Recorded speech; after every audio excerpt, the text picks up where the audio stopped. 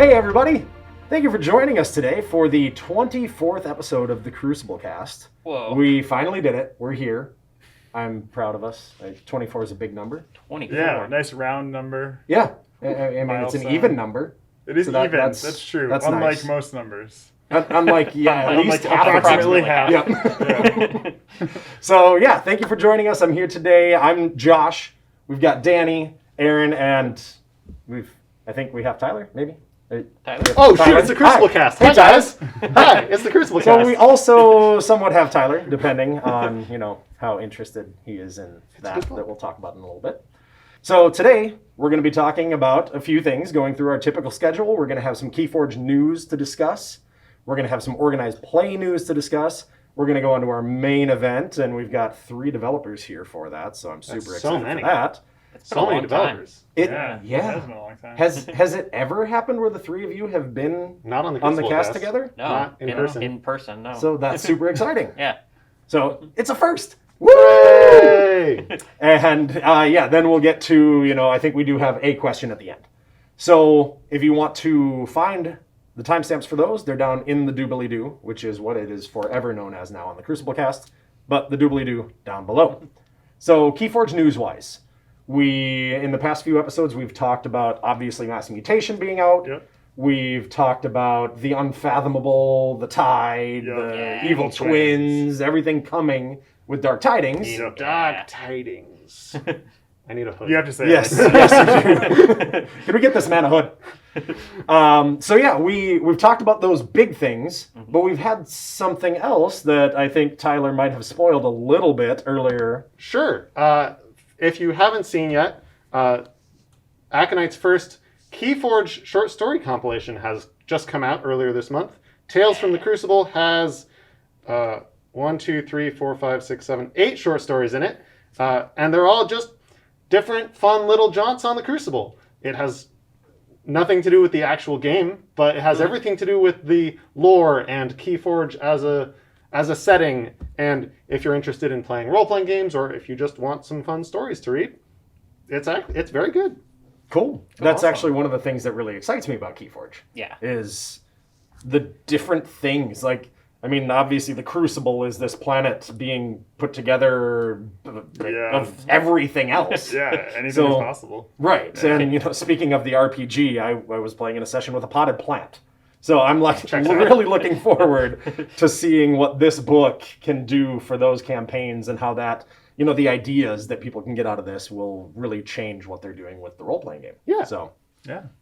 that's super cool. And you said it came out earlier this month. Yep. So, sweet. So it's out now. Go check it out. All right. Tales from the Crucible.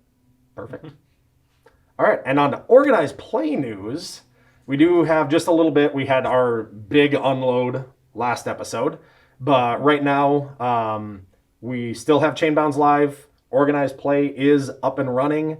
Kits are going to be coming to your local retailers within the next month or 2. So look forward to new materials. I know that a lot of stores still have the old stuff that they're going through that you may not have already received, so that's great. But yeah, regarding Chainbound Weekly Sealed, those are still up and running. I know locally we've had some stores that are running 2 a week, trying to make sure that they're, keeping that social distance as much as possible, having fewer players in the store at a time. So if you are looking for events, please check with your local retailers, see if they are hosting their events yet. And if their events are too large, see if they can get that second weekly event. So, that's what we have for organized play. So now let's get into the meat, the nitty-gritty, the other words that The main event. Yeah, that. Dun, dun, dun. I need a cool banner. Yeah. Yeah, we'll add that in Make that post-production. happen. Yeah. No pressure. So the reason that you guys are all here today is so that we can get to know you a little bit better.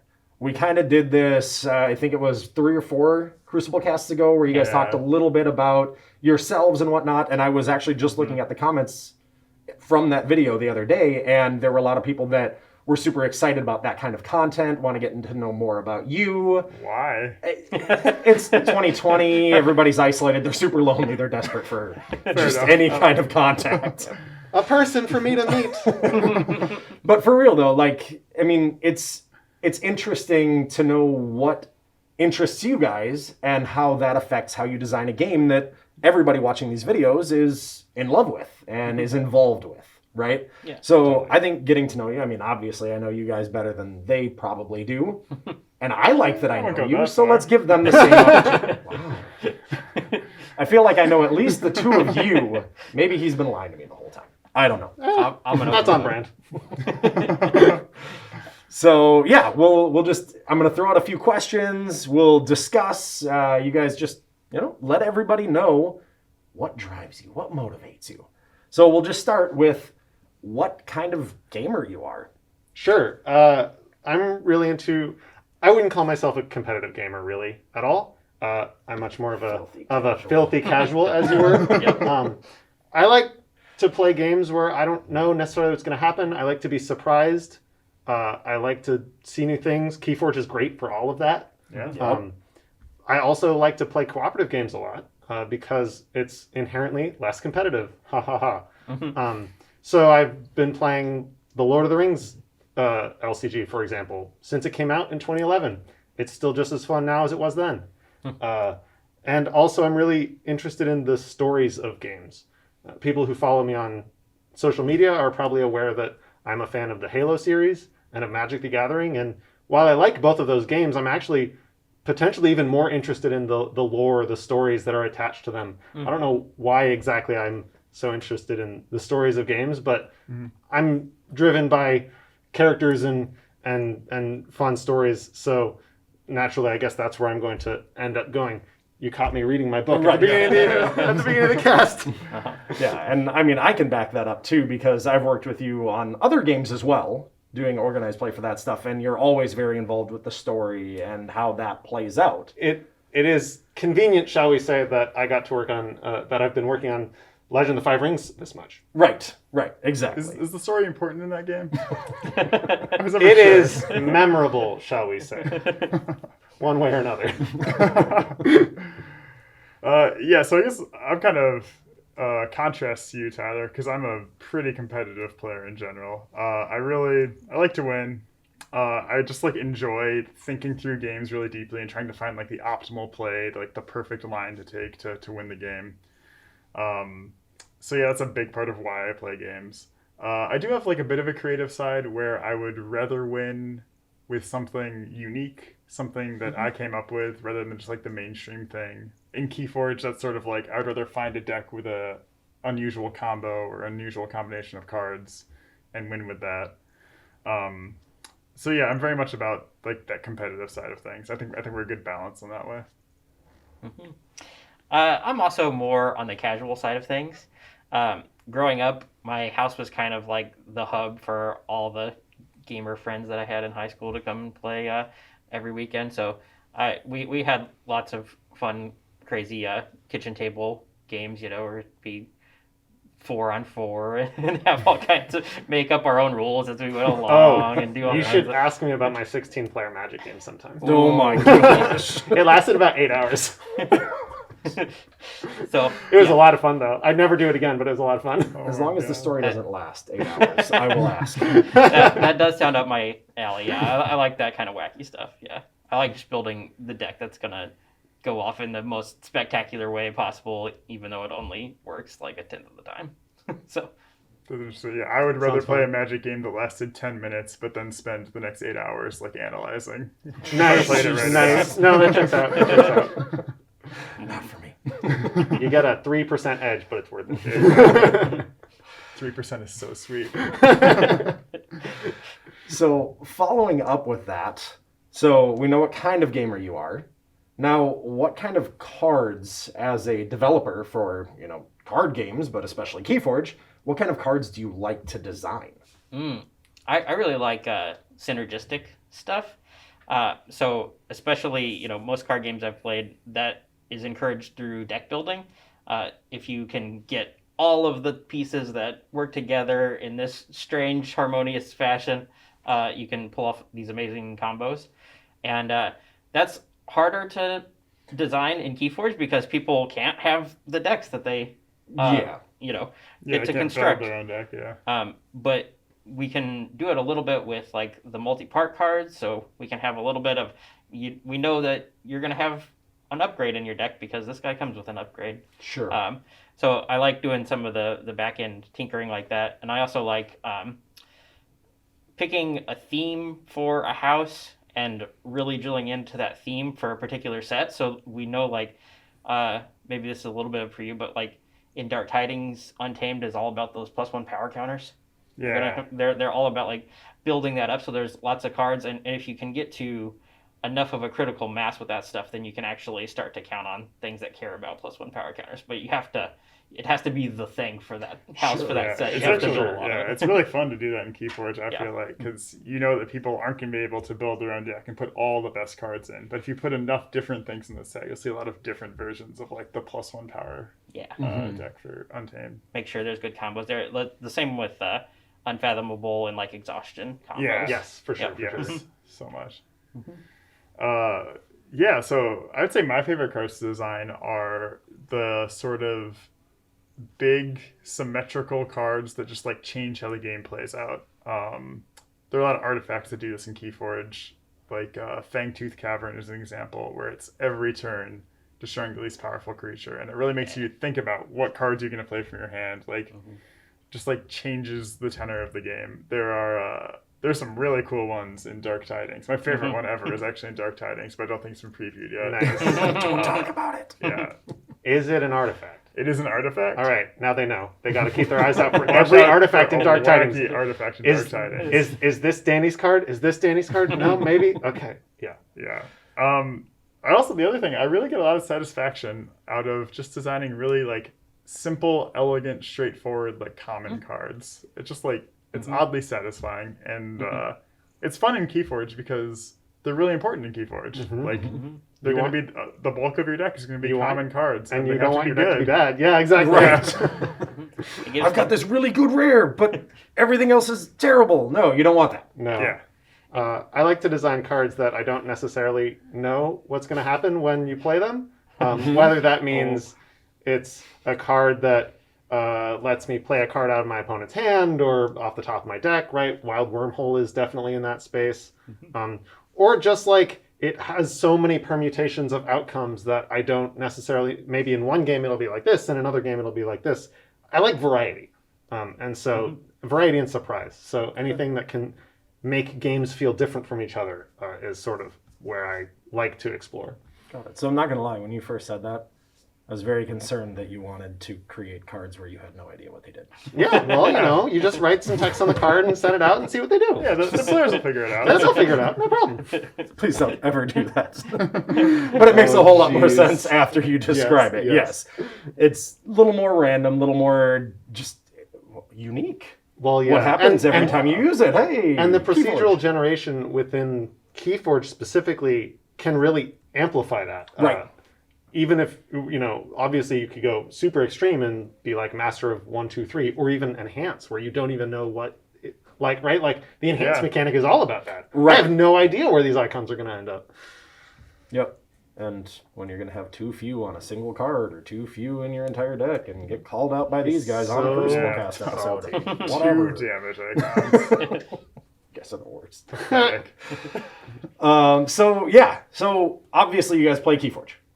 Obviously. Tons of play testing, tons of alpha, beta testing, everything. You guys are constantly involved in KeyForge. And also after it comes out, it's a fun game. Oh, of course, yes. That's constant, but yes. Got such always, a cool mass mutation deck that I wish I had someone to play with. Yeah. someday. Same. Same.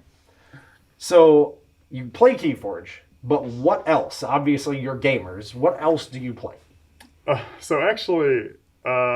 Normally, the game that I play the most outside of KeyForge is probably basketball. It's a choice. Yeah, It's a game. It is a game. It is. And You're not honestly, like the more time I spend as a game designer, the more I appreciate there's some cool design choices they made when they designed basketball.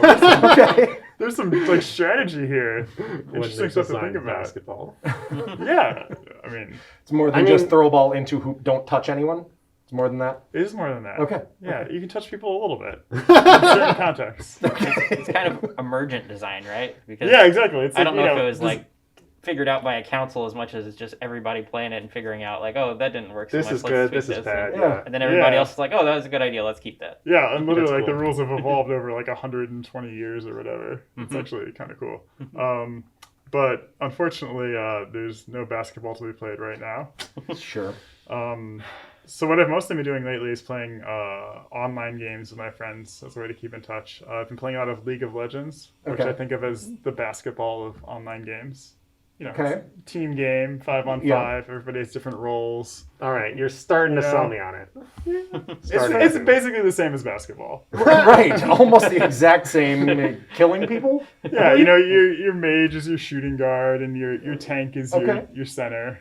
All right. It Nice. all lines up perfectly. Yeah. Yeah. It's almost like he's been playing League of Legends this whole time. Cool. Yeah. So I've been playing a lot of online games as well, a lot of video games, of course.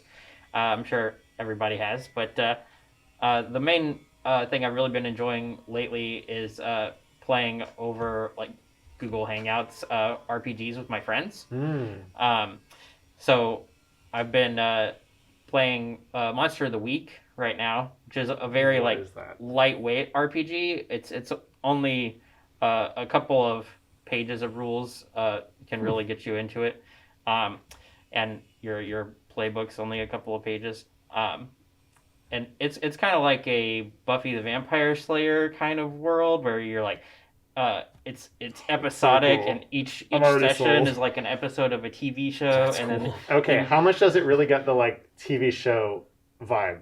Oh, Does it's- it get it really well? yeah, it does. Oh, that's so cool. You can do these cinematic moments. My the storyteller is my friend Shane. He'll do like cool. We cut to this happening, and he'll tell us Nice. like what Oh my the goodness. villains are having their like secret meeting that our characters don't know about, but he's still like, But it's for the audience. yeah, this is part of the TV show that you get to watch now. And Oh, I love he'll, that. He'll do these little performances that's really sweet. I love that. That's amazing. Yeah. I've also been playing online games. Surprisingly, I've been playing a lot of Overcooked because that's a cooperative online game.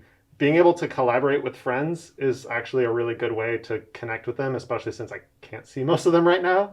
And it's a challenging and surprisingly, there's a lot of the game. So I've been playing it for months and I'm not technically done yet. So Nice. that's Wow. cool. I've not played. I might have to give that a shot. You should.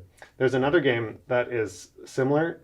Doesn't have online play, unfortunately, called Moving Out, which is in the Okay. same vein of only this time instead of cooking in a restaurant, you're movers moving out of people's houses. But Everybody's it's favorite All, task. yeah, Everybody's all favorite your task. games are just stuff you wouldn't want to do in real life. except that like they're really loose with the concept of personal property. So like breaking windows or pulling appliances, just ripping them out of the wall, like that's all normal and expected in this game. So you can, if you just have a lot of frustration that you want to take out on something, this game does also work for that. Got it. So the game is less like hiring movers and more like asking your friends to help you move. There you go. That's Okay. the spirit. Okay. Got it. Mm-hmm. Do it as fast as you can. Everything is theoretically expendable, I think. Yeah. Break as many windows as possible. Yep. You can jump out of them and get to the moving truck faster. Oh, hey, efficient. hey. Efficiency. Sweet. Yes. That's why you break all of them. Very important, I guess. Have you never moved before, Josh? I have many, many times. Never gone through a window. Granted, well- I did move a sofa up onto a second-story balcony, standing on a dining room chair and holding my kids' tricycle handles so I could steer them when they were tiny. Holding that over my head with the couch on it. I've done that. But not I was through a going- My window. friends and I did that in college, and we did break a window while we were doing it. All right. I luckily did not. So, Yeah. You're doing something right. yes. Only scared outside my mind standing under that super At heavy least you couch. didn't break yourself. Yes. Yes, that's yes. true. That's That nice. is- That was Sure, much very more important likely in that situation. Yep. So you guys have all been with FFG for a while. Been doing the Fantasy Flight things for a bit. You've worked on different games. You've worked with different people. Now that you are, a bit of a team for KeyForge, Just a bit of a just team. a bit of a team, how how has that maybe changed the way you look at things? Like, has it changed the way you design, or just how does that work with you guys as a group? Something that I've found with this group in particular that's been really cool and rewarding is that we're all very collaborative people. All of us are very open to listening to each other's ideas and iterating on them. Which is very clear from the very separate conversations we're all having here. You guys are great listeners. Good job. Such good listeners. I You just get lost. Are in there those other eyes people? sometimes. Are there other people in the room? I'm just talking to the camera. Yeah, We're like actually all still at our houses, and we've just edited this together with clever camera tricks. Real it's good. very effective. Yeah. Sorry, continue. No, you're good. It's a like I might have an idea that maybe there's this seed of the idea is really good, but it's got this extra thing that isn't really all that fun. And Aaron or Danny can be like, okay, well maybe if we chop that bad part out and then use the good part, then we're good. Or if I have an idea, but Danny has a different idea, and Danny's idea is better, then it's like, nope, we're just going to use Danny's idea, and no one is super attached to bad ideas that happen to be theirs. Because we're all really here to make the best game we can, and we all get to contribute to that, and no one is concerned that they're not pulling their weight, because everyone does pull their weight. Yeah, I agree. And I was going to say, just as you gleaned from the past few questions, we all have very different perspectives on games and different things that we focus on and think are cool. So the collaboration is pretty awesome in a lot of cases, because I'll be coming at it from like a competitive side, whereas like Tyler's coming at it from like the creative lore side, and maybe Aaron has like a cool like big swingy wacky idea to throw in there, and it all gets mixed together in this delicious KeyForge soup. Yeah, it's very collaborative. Like, I have a hard time when I try to think back on cards we designed, like who did what on that card or whose idea that really was, because it's so collaborative. It's all mixed up in a pot. It's like, It's so true. one of us was kind of talking about, I think it'd be cool if we had a skirmish guy that did this kind of thing, and then another person threw out an idea that was in that vein but busted, and then another person was Always like, but busted. Let's dial it back into this, and then we give it to the playtesters, and the playtesters are like, well, that's kind of cool, but it would be even better in some other scenario if it was this other slightly parallel thing. And so it's always evolving, and everybody gets their hands on the cards. When we're doing the initial design of a set, we'll just throw out as many ideas as we can think of. And looking back at those spreadsheets of ideas, I have no idea who suggested anything. Yeah. Yeah. There are maybe a couple I can remember from each set, but it's Yeah, it's if pretty there's, much all like- just mixed together. If there's top-down designs, maybe, but like for a lot of the commons especially, it's like this could have come from any or all of us. Yep. We've definitely had multiple people design the same card before. That's true. that happens for sure. I didn't know that was a thing, but with this group, it kind of makes sense. Hey, here's a card. Oh, I made that same thing, but it had a different name or something. I don't know. Yeah. Nice.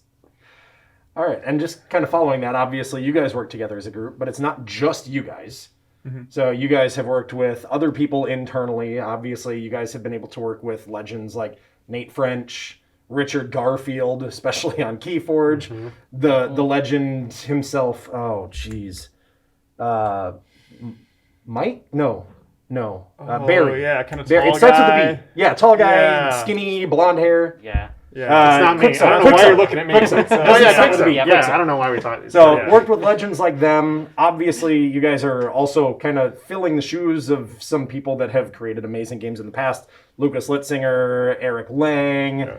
How does that affect you guys on a day-to-day basis? Like, have you learned from their examples? Are there things that, you'd like to do differently just to keep styles different?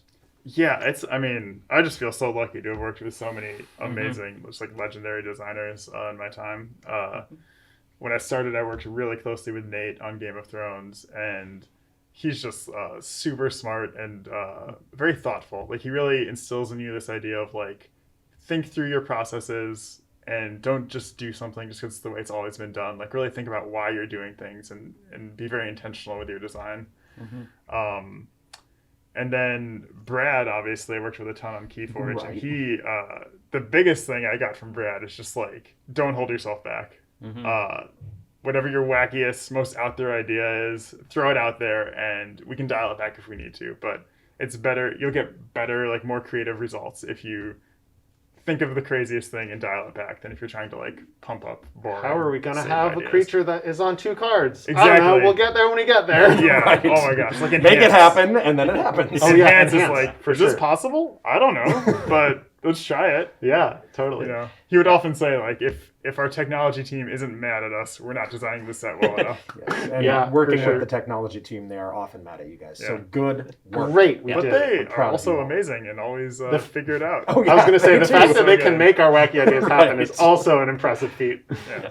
Brad was always good at like shaking me out of complacency. He's like, no, just working, just functional is not good enough. You always got to look at it. What can you do to make it even better? What can you do to make it great? Like, and that even extended to the art briefs and stuff like that. Like, how can and flavor text? Like, how can we keep expanding the envelope, making the world deeper and richer and better? And like, every opportunity you can find to put a little more polish on it, make it a little awesome, more fun. You should always be looking for that and not just putting something out there to put something out there. Right. For sure. I for think sure. of Babbling Bibliophile with stuff like that. Yeah. Simple card. Yeah. Flavor text is incredible. Yeah. And a lot of those wacky names. KeyFrog, I wasn't around when it was designed, but I have to assume it was literally a joke of someone misreading KeyForge, and they said, but what if we put it on a card? Yep. Yes. You're correct. 100%. Yeah, I learned this from Brad, but from what I understand, hearing your discussions about your discussions with Richard Garfield, it sounds like he has a similar perspective, which is that For sure. For sure. approaching the game design process not from a what am I going to have my players do or what am I going to put on this game piece, but really like what is the experience that the player is going to have? What is this game going to feel like to play? What kinds of players do you want to encourage to play this game, right? Like KeyForge, for example, is a race. You're trying to accumulate resources accumulate amber before your opponent does. Yeah. And everything you do is either about moving you closer to the goal or moving your opponent farther away from the goal. And that has a very particular sort of feel to play, which is very different from a game like Legend of the Five Rings, which is a much more resource management, attrition. You're trying to conserve your resources while making your opponent run out on their end or find weaknesses and punch through to that, which is itself a very different kind of play experience than something like Hearthstone, which is much more short and punchy and Fight right, things like- and win. Yeah. And so like all of these have a very different feeling, and you don't want to just start from the game pieces or the game actions themselves. You really want to know why you're having the players do the things that they do in the game. Yep. Yeah, working with Richard, it's super cool. I didn't work with him as directly as much as Nate and Brad did, but just like being in the same room as Richard Garfield is like a starstruck kind of moment. Well, it's kind of I believe surreal. that. Yeah. And he, much like Brad, he's like not afraid to try out the craziest things, and he's always he always pushes us to like push the algorithm and the procedurally generated cards to their limits. There's stuff that he suggested that I think we still have not been able to do because it's just how would we even do that technology wise? But That's what's cool. One of these days we'll get there. Exactly. Right, exactly. Game can just continue to grow, Yeah. especially with an amazing team like you guys. Aww. Sorry, I have to. Well, cool. So that's awesome. I feel like we know a lot more about you guys. Oh, I know a little bit more. I hope they know a lot more about you guys. And, I'm going to mention this now. If you guys like stuff like this, let us know in the comments below and tell us what other questions you have about the developers. Yeah. Only the developers. You don't get to ask questions about anybody else in the company at But any time, definitely him. anywhere. Yeah. Just the developers. Josh has secrets. I have no secrets. I don't know what they I'm are. an open book. I'm counting on the audience here to come up with the questions so that I can learn about Josh's secrets. Yeah, no, I'm the host. I don't answer questions. Don't look him up on Interpol. That's all I'm saying. Oh boy. It's a different name. Oh, okay. Okay, we're good. So yeah, again, thanks for all of that. I thought this was really cool. Yeah. I'm happy we were able to get together and do it. And now we've got one more thing. Oh yeah. We've got one question, and I'm going to apologize for this question because this is my fault. So go ahead and tell us what this question is. So this question came up about a month ago. What is time anyway? Yeah. So No when kidding. we were doing the stream showing the impossible decks, and you were playing one of the impossible decks, and you had Senator Strix out with some amber on it. Your opponent played Bumpsy, which could make you lose 1 amber, and you asked if you could lose the amber off of Senator Strix. Yep. And I'm not disappointed in Really, myself for Josh? asking this question at all. I'm can't really see just my really just Questions too are nice good. and No, didn't no. want to let you down, so I said yes. Oh, But in retrospect, I was wrong. You definitely can't do that. Yeah. Most of our rules answers are just what would make Josh the happiest. Yeah. Thank you. Yeah, I the number one appreciate that. consideration. and then we But- have to come back the following month and correct it. and then Right, fix exactly. it. And I do want to apologize for even asking you the question because right after I asked it and right after you answered, I looked at the card and it says spend as if it's in your Yeah. pool. And I'm just like, oh, wait. No, I don't think I can do that. it's But not it's too out late of the now. rule. I'm playing a It's not right. silent game. I'm going to stop interrupting what they're talking about when it comes to the new set. So But- I apologize. I should have known better as well, but I should have thought about it more in the moment. I would have realized it probably.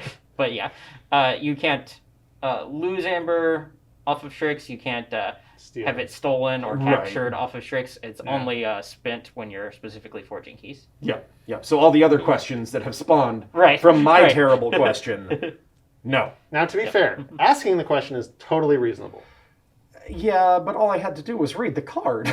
It says spend. So I'm throwing you a lifeline here. Thank you. Don't throw I yourself am- under the bus. I am just letting all of you know that this one's on me. Oh, boy. And I appreciate you. Oh, boy. Okay, cool. So thank you for clarifying. Yeah, yeah. Hopefully that will clear up a lot of other questions that have come up. So that's our cast for today. Thank you all again for joining us. Fun stuff. We're always happy to have you. If you do have other rules questions, Yep. make sure that you send those to kfrules@fantasyflightgames.com. Like I said before, I'm going to mention it again. If you have any other questions like this episode, put a comment in. Tell us what you liked about it. Tell us what you want to hear, what you want to know. We're always looking at the comments. So keep us in the loop as to what you want. And as always, follow us on Instagram, Twitter, Facebook, MySpace, Live journal. LiveJournal. You can find our GeoCities page somewhere. Yep. You can find that. We'll put that in the Stone doobly-doo. tablets. You could send us a stone tablet. Absolutely. I would I definitely would try to for read that. sure read that. Send us a raven with a message on it. But for all of those things that we really officially have, you can find those in the doobly-doo below. Go and follow us there and join our conversations. And make sure you're hitting the thumbs up on this video. Like it because you like us. Because we need love. And click on thumbnails somewhere around us here to watch past episodes of Josh, There's it's not a lot working. of thumbs today. Josh, it's not working. I'm not seeing anything.